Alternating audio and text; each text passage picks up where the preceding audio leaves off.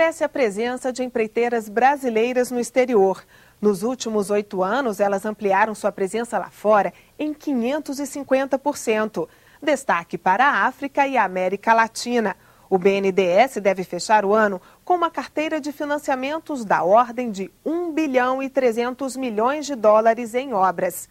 Venezuela, Peru, Angola e Moçambique são os países que mais contratam as empresas nacionais.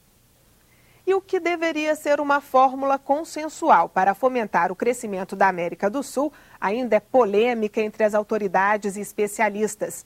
Estamos falando do Banco do Sul, proposto em 2007 pelo presidente da Venezuela, Hugo Chávez. Até hoje ele não foi analisado pelo Congresso brasileiro, mas o parlamento argentino acaba de aprová-lo.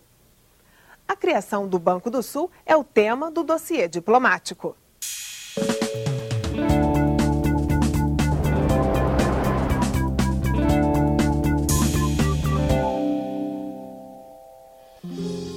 Idealizado em 2007, o Banco do Sul foi ratificado até agora por Bolívia, Equador, Venezuela e recentemente pela Argentina.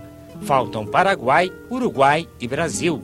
Aqui, o acordo ainda nem chegou ao Congresso Nacional. Alguns países que efetivamente estão colocando prioridade para o Banco do Sul. O que eu avalio como de extrema importância foi a ratificação da Argentina, feita recentemente. Isso é um recado para o Brasil, para que o Brasil acelere o seu processo de ratificação. O Banco do Sul é uma arrojada iniciativa que o Brasil deve a ela se somar o quanto antes. Não há razões para nós atrasarmos mais para este ato de integração sul-americana. Não creio que seja fundamental a criação de um novo banco, já que nós temos instrumentos no sistema financeiro nacional e internacional suficientes para fomentar o desenvolvimento econômico. A sede do Banco do Sul será em Caracas, capital da Venezuela, mas as decisões serão tomadas por consenso. O nível dos ministros vai dar a direção política, vai definir quais são as áreas em que o banco vai atuar, vai definir qual é a política geral do banco. Está sendo proposto o sistema de um país, um voto, o que de fato tira a força dos países maiores acionistas que vão contribuir com maior volume de recursos. Esse é um ponto nevrálgico do Banco do Sul, que é de onde tem saído as desconfianças. O Brasil vai ter o mesmo voto da Bolívia, do Paraguai e do Uruguai. Esse sistema pode se prestar, pode favorecer um uso menos prudente das políticas de financiamento do banco. Isso tem gerado uma certa desconfiança na classe política brasileira com relação à governança sobre o dinheiro. O Banco do Sul será a primeira instituição de desenvolvimento criada, administrada e governada exclusivamente pelos membros da Unasul. A ideia do presidente venezuelano Hugo Chávez era de uma espécie de fundo monetário sul-americano. Mas países como o Brasil pediram novas regras. O Brasil pressionou para que o Banco do Sul fosse com critérios de rentabilidade, né, e que fosse de fomento ao investimento e não um fundo de estabilização. Que seja capaz de captar recursos nos mercados internacionais. Então a ideia não é que ele seja, digamos, como um fundo, como temos, por exemplo, o FOSEM no Mercosul. A região se sente muito a falta de ter mecanismos para alavancar seus investimentos. Os países têm algum espaço em seus resultados fiscais, têm a possibilidade de captar recursos externos, mas eles gostariam de ter mecanismos de financiamento de longo prazo. Ele não pode financiar projetos que não tenham uma análise de custo-benefício. O Brasil está preocupado em assegurar a saúde financeira do Banco do Sul e em evitar o uso político da instituição. Por isso, quer as regras bem claras. Ainda restam muitos pontos a serem definidos. A ideia que o Brasil tem da instituição não é a mesma que a dos vizinhos. Son prioridades que no nacen espontáneamente en el mercado y que están definiendo una voluntad de construcción de un nuevo tipo de desarrollo basado en los derechos de la ciudadanía. Soberanía alimentaria, soberanía en el cuidado de la salud, en la energía, en la producción de conocimientos, en los recursos naturales. Infraestrutura para desenvolvimento industrial, para fortalecer as exportações do continente. Ataque à pobreza para enfrentar esse terrível drama que nós temos, em especial e mais na América Central. E investimento em educação para nós estarmos preparados para o futuro. Pero también implica crear una serie de instrumentos financieros y no financieros para permitir la viabilidad de otro tipo de lógicas productivas que no son necesariamente capitalistas. La pequeña y la mediana empresa, la cooperativa, los emprendimientos personales, populares de diverso tipo, que no necesariamente funcionan por la ganancia, por la mera ganancia o la acumulación por la acumulación. Esse princípio não pode ser estabelecido, quer dizer, senão nós podemos ter uma falência da instituição. É um banco de desenvolvimento, portanto ele tem que ser estruturado nos moldes do BID, do BIRD, enfim, dentro dessas características.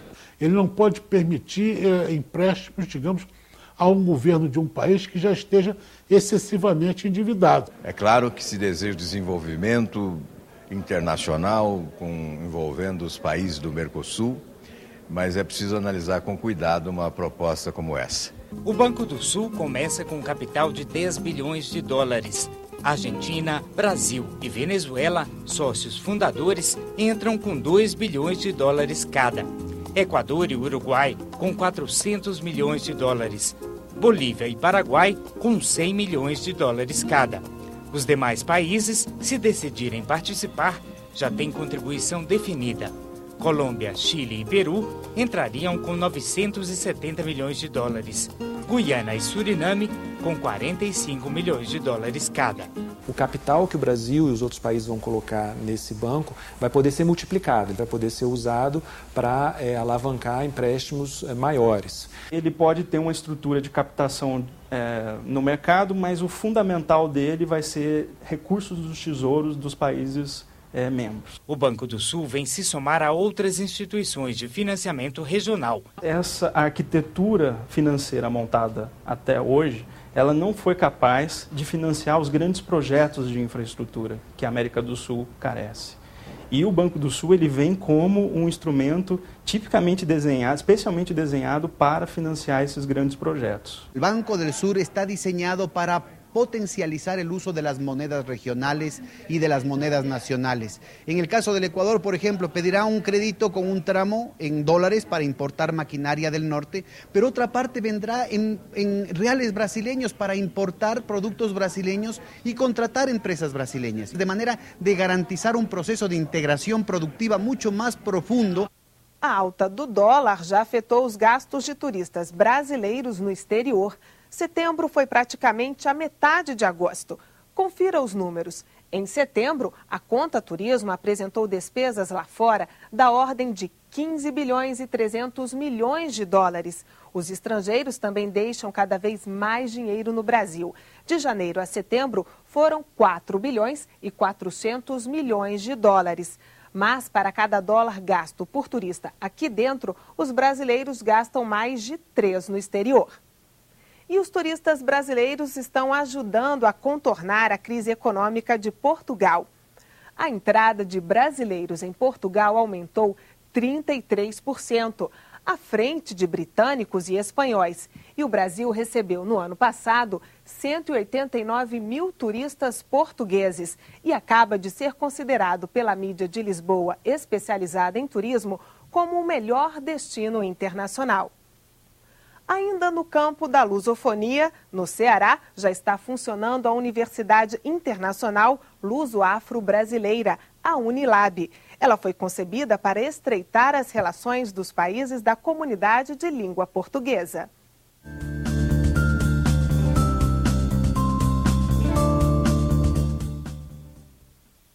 Redenção fica a 64 quilômetros de Fortaleza, no interior do Ceará. A cidade recebeu o nome por ter sido a primeira do Brasil a libertar os escravos, 5 anos antes da assinatura da Lei Áurea. E aqui nós ainda podemos encontrar senzalas típicas como essa, ainda com troncos, algemas, onde os escravos eram acorrentados e açoitados. Ainda aqui, mais ao fundo, nós podemos ver onde eram presos os escravos mais rebeldes, uma solitária.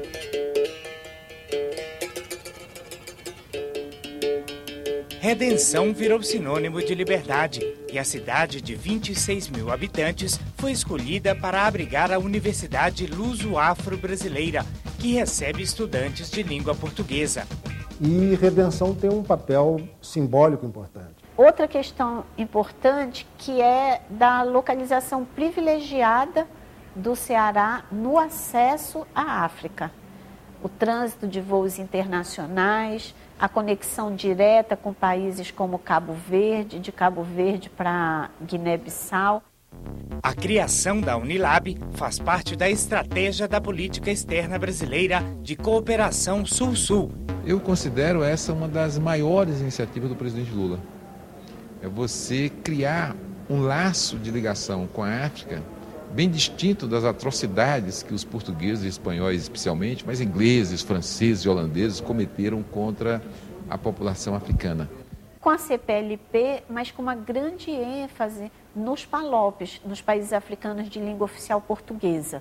E também o papel que o governo brasileiro vem desenvolvendo na reconstrução do Timor-Leste. A Unilab oferece 5 cursos: Administração Pública, Agronomia, Enfermagem, Engenharia de Energias e Ciências da Natureza e Matemática. São cursos estratégicos do ponto de vista do desenvolvimento nas suas múltiplas facetas, seja ele social, humano, cultural, econômico. Já estamos começando a preparar o curso de Engenharia Florestal na área de produção de alimentos, que é uma demanda que já nos chega. Estamos preparando o curso de Medicina, curso de Letras. Este é um problema sério, demandado pelos países africanos e asiáticos. O futuro é pensado do ponto de vista de uma sólida rede de cooperação no campo da pesquisa.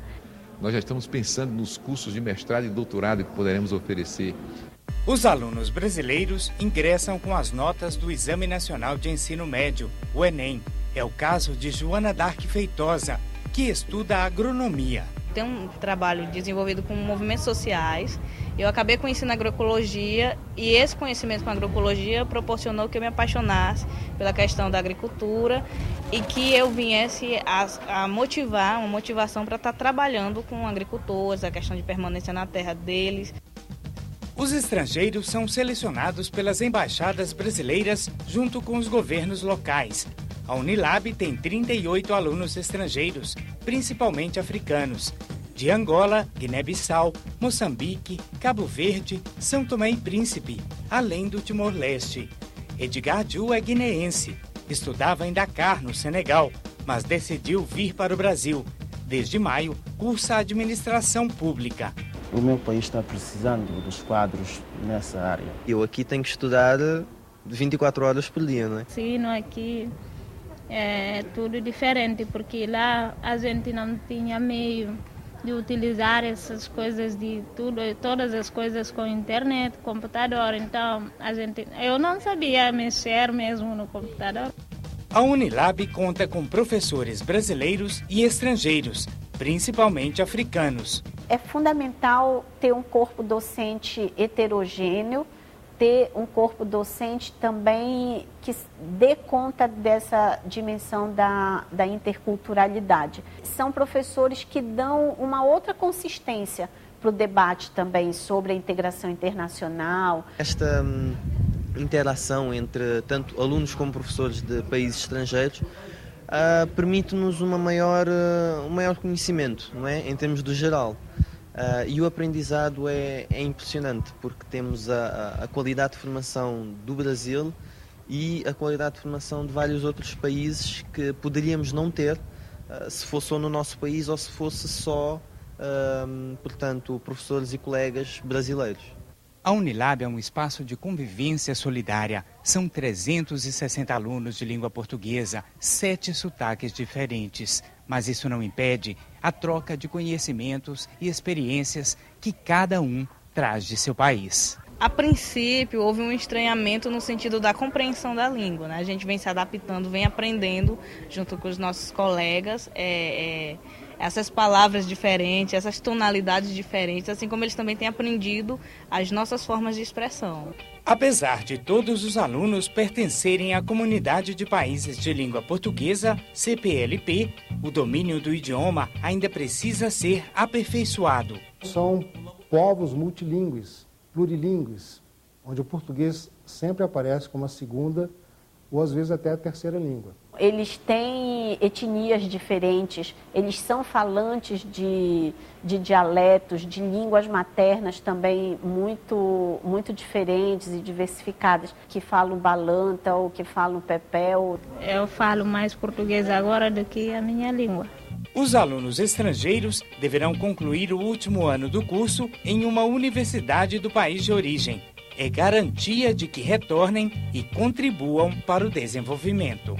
A colação de grau, a entrega formal do diploma, será feita no país de origem. A África, além de sofrer os problemas que está sofrendo atualmente, também está sofrendo muito pela imigração dos cérebros. Ao mesmo tempo, nós começamos a negociar possibilidades de colocação profissional, por exemplo, com a FAO, por exemplo, com a Unesco, por exemplo, com os seus ministérios.